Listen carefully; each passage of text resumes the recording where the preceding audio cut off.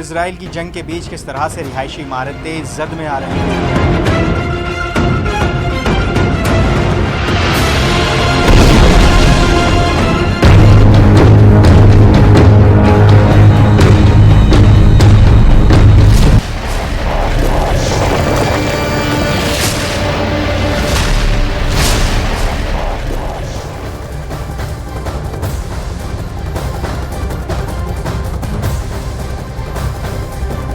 नमस्कार, आप देख रहे हैं न्यूज 18 इंडिया। मैं हूं आपके साथ पूजा। शुरुआत इस वक्त की अहम खबर के साथ। हमास इजराइल युद्ध में 32वें दिन इजराइल के लिए बहुत बुरी खबर सामने आई है। पीएम नेतन्याहू को निजी तौर पर बहुत बड़ा झटका लगा है। गाजा में युद्ध के मैदान से आज खबर आई कि पीएम नेतन्याहू के भतीजे की मौत हो गई।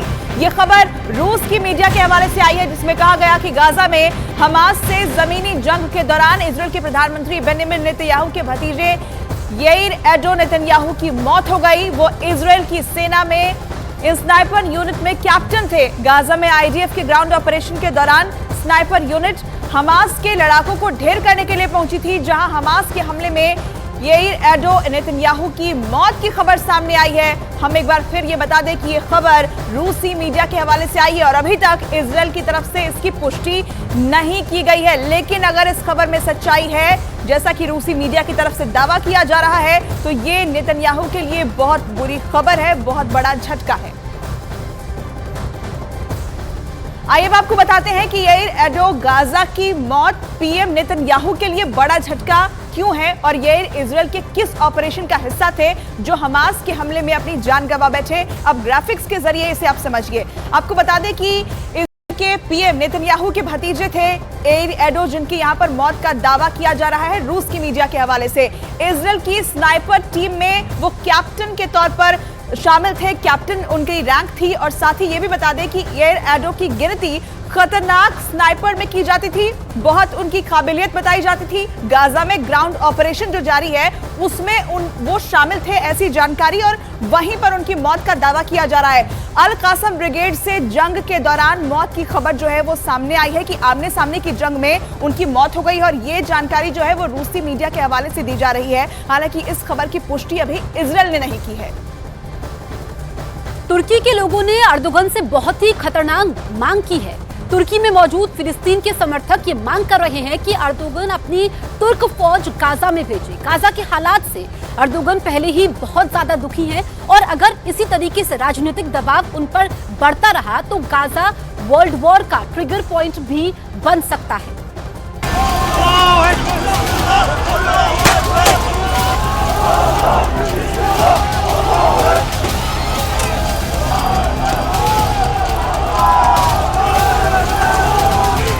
तुर्की की जनता सड़कों पर उतर आई है।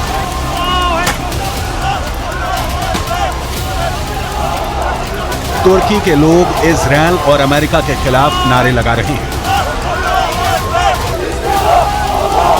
अगर विरोध प्रदर्शन सिर्फ यहीं तक होता तो बाइडेन और नेतन्याहू को इससे कोई फर्क नहीं पड़ने वाला था।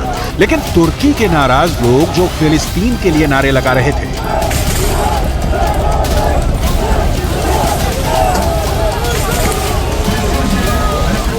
तुर्की के दक्षिण में मौजूद अदाना एयरबेस पर पहुंच गए, जो अमेरिका का सैन्य अड्डा है और दावा किया जाता है कि यहां पर 50 की संख्या में एटम बम रखे हुए हैं। ये विरोध प्रदर्शन अदाना की सड़कों पर भी हो सकता था, लेकिन क्या जानबूझकर परमाणु बम वाले ठिकानों पर भीड़ का हमला करवाया जा रहा है?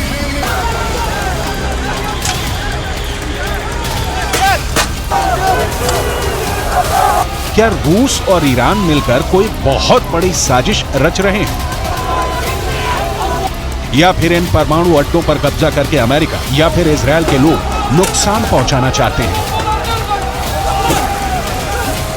यहां बहुत जबरदस्त विरोध प्रदर्शन हुआ है। साथ ही प्रदर्शनकारियों के नेता ने अमेरिका और इजराइल को चेतावनी भी दी है।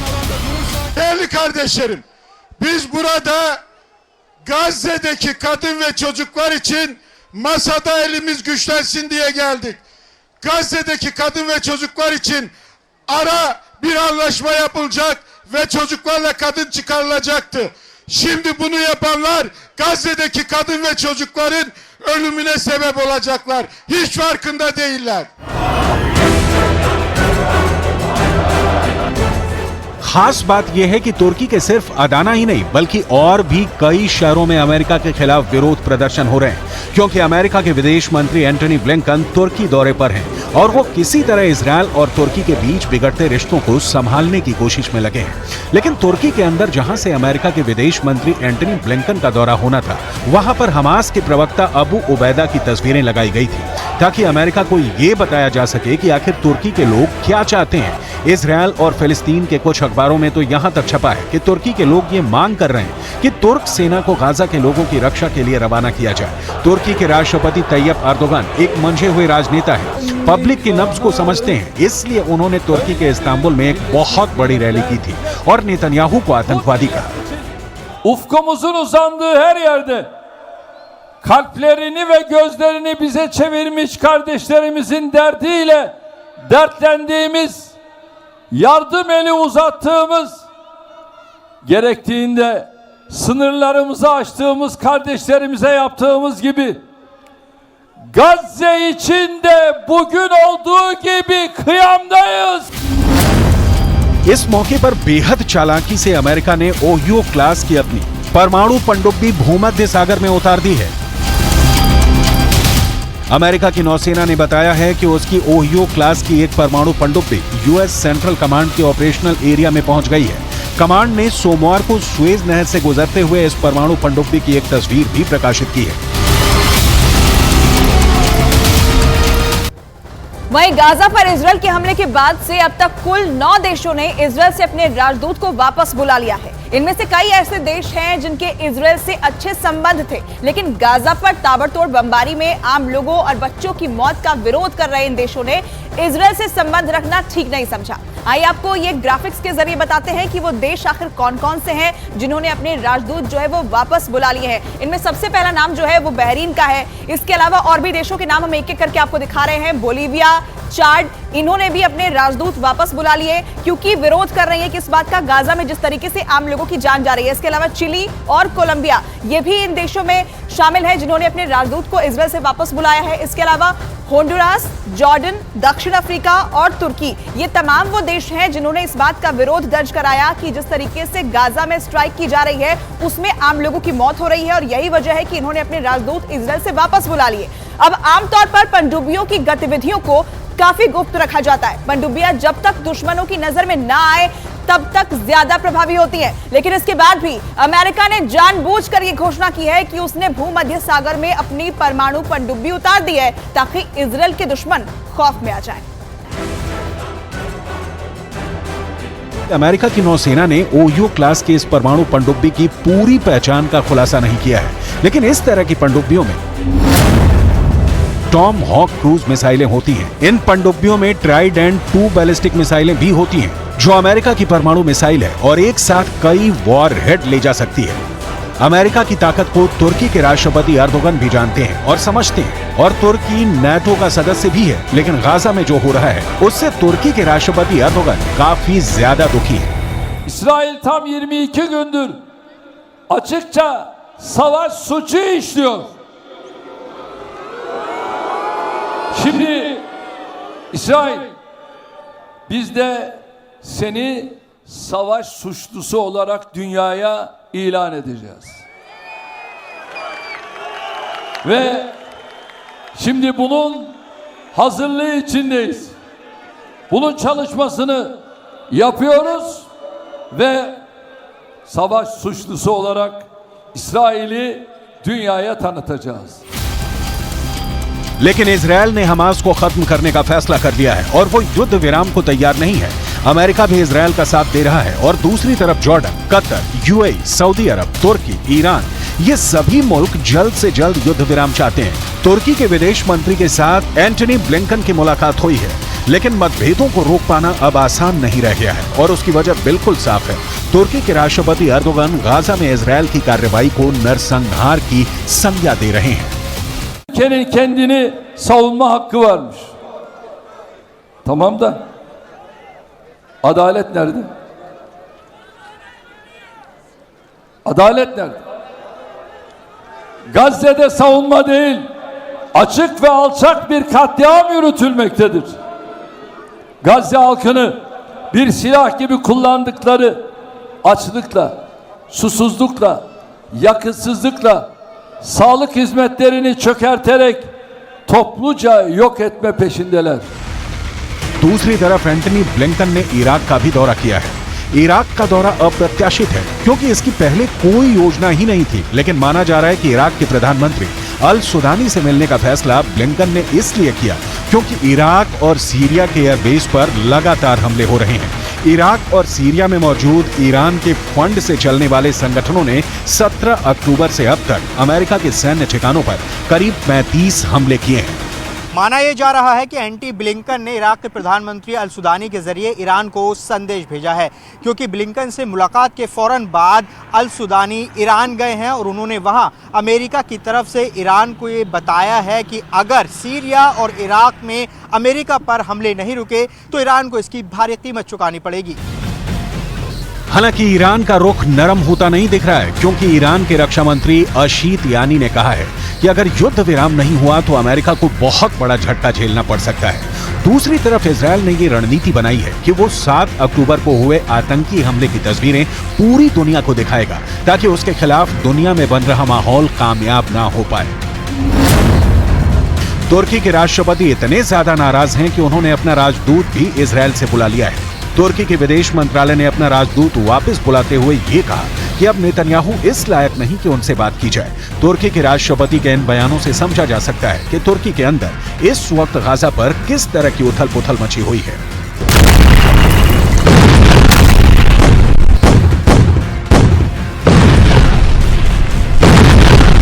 Ülkenin kendini savunma hakkı varmış. Tamam da adalet nerede? Adalet nerede? Gazze'de savunma değil, açık ve alçak bir katliam yürütülmektedir. Gazze halkını bir silah gibi kullandıkları açlıkla, susuzlukla, yakıtsızlıkla, sağlık hizmetlerini çökerterek topluca yok etme peşindeler. कुल मिलाकर अगर Gaza में ऐसे ही Israel बम बरसाता रहा तो पूरा waste Asia अस्थिर हो सकता है।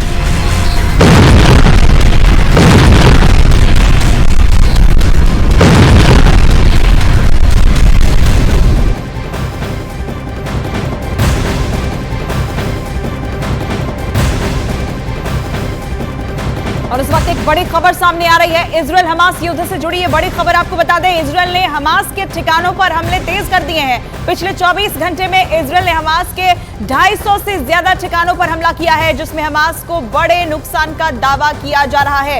इजरायल की तरफ से लगातार 24 घंटे हमास को निशाना बनाने की कोशिश जारी है और ऐसे में 24 घंटे के अंदर 250 से ज्यादा ऐसे ठिकानों पर हमले किए गए हैं, जिसमें हमास को बड़ा नुकसान पहुंचा, ऐसा दावा आईडीएफ ने किया है।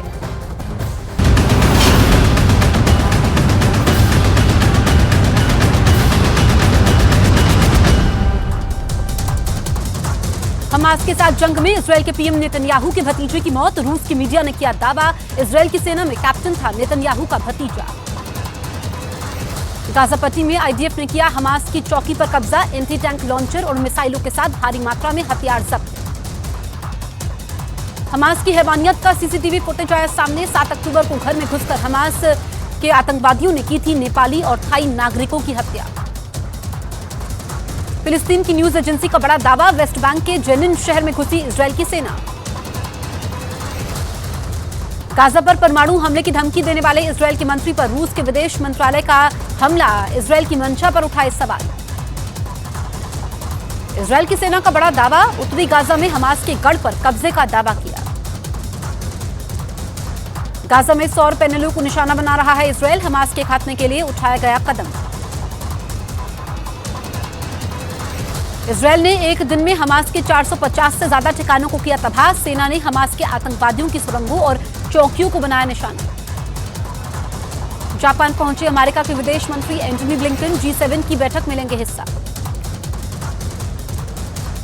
उत्तरी गाजा के इलाकों पर इजरायल के हवाई हमले तेज, रात भर बरसाते रहे बम, धमाकों से दहला उत्तरी गाजा। इजरायल की सेना गाजा शहर के काफी अंदर तक घुसी, गाजा के सिटी सेंटर और शिफा अस्पताल के बेहद करीब पहुंची आईडीएफ। इजरायल की सेना के प्रवक्ता का बड़ा दावा। अल शिफा अस्पताल में हमास आतंकवादियों के छिपे होने का किया दावा। आईडीएफ चीफ ने कहा, आतंकवादियों को कहीं से भी ढूंढ निकालेंगे। फिलिस्तीन के स्वास्थ्य मंत्रालय का दावा, 7 अक्टूबर से अब तक 10,000 से ज्यादा फिलिस्तीनियों की हुई मौत। इजरायल के 14,000 लोगों की हुई है मौत। 7 अक्टूबर के हमास हमले के बाद वेस्ट बैंक में मौतों का आंकड़ा बढ़ा। वेस्ट बैंक में अब तक 163 लोगों की मौत हुई। इजरायल के हमले में हिजबुल्लाह को बड़ा झटका। हिजबुल्लाह के अब तक 63 आतंकवादियों की मौत। लॉस एंजलिस में फिलिस्तीन समर्थक प्रदर्शन के समय एक यहूदी शख्स पर हमला, घायल की इलाज के समय मौत हुई। गाजा के अल शिफा अस्पताल में 170 घायल भर्ती, 100 से ज्यादा लोगों ने ली है शरण। गाजा पट्टी के सबसे बड़े अल शिफा अस्पताल में बड़ी संख्या में लोगों ने ली शरण।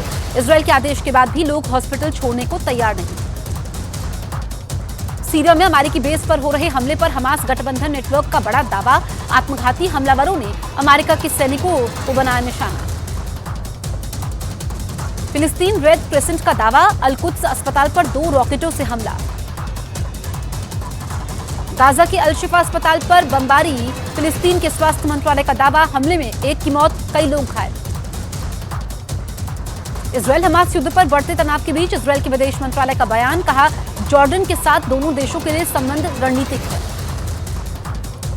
गाजा पर परमाणु हमले वाले इजरायल के मंत्री के बयान पर अमेरिका खफा। अमेरिका ने कहा, ऐसे बयान मंजूर नहीं। हमास के बाद इजरायल के टारगेट पर आया हिजबुल्लाह। इजरायल की सेना ने लेबनान में हिजबुल्लाह के ठिकानों पर किया हमला। उत्तरी गाजा में इजरायल ने तेज किए हमले। इजरायल के हमलों के बाद उठी आग की लपटें। गाजा में अब तक 10,000 लोगों की मौत का दावा। गाजा पट्टी में इजरायल और हमास के बीच आमने सामने की जंग। इजरायल की सेना ने जारी किया गाजा में हमले का वीडियो। इजरायल की सेना ने गाजा पर तेज किए जमीनी हमले, तोप से जमकर दागे गोले। गाजा में जारी जंग के बीच यूएन महासचिव एंटोनियो गुटेरेस का बयान, कहा, बच्चों के लिए कब्रिस्तान बन रहा है गाजा। हमास और इजरायल के बीच जारी है भीषण जंग। जंग के बीच इजरायल ने किया हमास को बड़ा नुकसान पहुंचाने का दावा। इजरायल के रक्षा मंत्री ने हमास के कमांडर को बताया कायर, कहा, अपने बंकर में छिपा बैठा है याहिया सिनवार। गाजा के लोगों की मदद के लिए यूएई का फैसला, यूएई गाजा में बनाएगा फील्ड हॉस्पिटल। इराक और सीरिया में अमेरिकी सैनिकों पर हो रहे हमले पर अमेरिका के रक्षा मंत्रालय का बयान, कहा, पिछले 1 हफ्ते में अमेरिकी सैनिकों पर 30 से 38 बार हमले हुए। इजरायल को $320 मिलियन के हथियार भेजने की तैयारी में अमेरिका के अखबार द वॉल स्ट्रीट जर्नल ने दावा किया। आतंकी संगठन हमास ने दक्षिण अफ्रीका के फैसले का किया स्वागत। दक्षिण अफ्रीका ने इजरायल से अपने राजनयिक वापस बुलाए। इजरायल से अब तक 9 देशों ने अपने राजनयिकों को बुलाया वापस। गाजा पर हमले के विरोध में लिया गया फैसला। हमास को खत्म करने के लिए F-35S विमानों को किया तैयार। आईडीएफ चीफ का दावा, पश्चिम एशिया में कहीं भी वॉर कर सकता है लड़ाकू विमान। यरूशलेम के पुराने शहर की दीवारों पर बंधकों की तस्वीरें। हमास के कब्जे में है 240 से ज्यादा बंधक। इजरायल की सेना ने उत्तरी गाजा में मस्जिद के अंदर रॉकेट लॉन्चर को किया तबाह। 50 से ज्यादा रॉकेट किए बरामद। इजरायल के पीएम बेन्यामिन नेतन्याहू ने अपने राजदूतों को किया संबोधित, कहा, ईरान समर्थित आतंकवादियों के खिलाफ लड़ रहे ग्लोबल युद्ध। हमास के हमले के बाद इजरायल ने लेबनान की सीमा में दागे 16 रॉकेट। हिजबुल्लाह ने भी इजरायल की 3 सैन्य चौकियों को तबाह करने का दावा किया। लेबनान में हिजबुल्लाह के ठिकानों पर इजरायल की एयर स्ट्राइक। इजरायल की सेना ने जारी किया वीडियो। लेबनान की ओर से इजरायल पर लगातार हो रहे हमले। 2006 के युद्ध के बाद सबसे ज्यादा रॉकेट हमले का दावा किया। लेबनान की तरफ से इजरायल पर एक के बाद एक 30 हमले। इजरायल की सेना ने भी जवाबी कार्रवाई की। गाजा में इजरायल की सेना को मस्जिद के अंदर मिले रॉकेट लॉन्चर। आईडीएफ का आरोप, यूथ सेंटर और मस्जिद का इस्तेमाल कर रहा है हमास। सऊदी अरब का दौरा करेंगे ईरान के राष्ट्रपति इब्राहिम राइसी। 11 साल बाद किसी ईरानी नेता का सऊदी दौरा। गाजा युद्ध पर होगी चर्चा। गाजा शहर के रिहायशी इलाके में बड़ा विस्फोट। आसमान में छाया धुएं का गुबार। कई किलोमीटर दूर तक सुनाई थी विस्फोट की आवाज। इजरायल की सेना ने गाजा सिटी को चारों तरफ से घेरा। हमास के खात्मे को लेकर तेज किए हमले। लेबनान के आतंकवादी संगठन हिजबुल्लाह के आतंकी का किया गया अंतिम संस्कार। इजरायल के हमले में मारा गया था आतंकी कमांडर। इजरायल की सेना के हमले में हमास के दीर अल बलहा बटालियन का कमांडर ढेर। आईडीएफ ने वीडियो जारी करके हमास कमांडर को मारने का दावा किया। इजरायल के पीएम नेतन्याहू का बयान, कहा युद्ध के बाद पूरे गाजा की सुरक्षा की जिम्मेदारी इजरायल की होगी। नेतन्याहू ने कहा कि युद्ध के बाद गाजा में एक सैन्य बेस भी बनाया जाएगा, जिससे गाजा में रह रहे इजरायली नागरिकों की सुरक्षा होगी। सीरिया में अमेरिका की सेना के ठिकानों पर हमले जारी, एक रिपोर्ट का दावा, यूएस सेना के बेस को लगातार बनाया जा रहा है निशाना। इजरायल के पीएम बेंयामिन नेतन्याहू ने एक बार फिर से युद्ध विराम से किया इनकार। नेतन्याहू ने कहा कुछ देर के लिए रोक सकते हैं हमले, लेकिन हमास के खात्मे तक नहीं होगा सीज फायर। इजरायल हमास युद्ध के बीच पीएम नरेंद्र मोदी ने ईरान के राष्ट्रपति से फोन पर बातचीत की। ईरान ने गाजा में युद्ध विराम के लिए भारत से की कोशिश करने की अपील। जॉर्डन ने फिर दी इजरायल को चुनौती, कहा गाजा और वेस्ट बैंक से फिलिस्तीनियों के विस्थापन की कोशिश होगा युद्ध का ऐलान। ईरान ने मोसाद के लिए काम कर रहे 3 ईरानी जासूसों को गिरफ्तार किया। ईरान पर हमले की साजिश का लगाया आरोप। गाजा पर हो रहे हमलों से भावुक हुए फिलिस्तीन के पीएम, कैबिनेट बैठक में आंखों से निकले आंसू।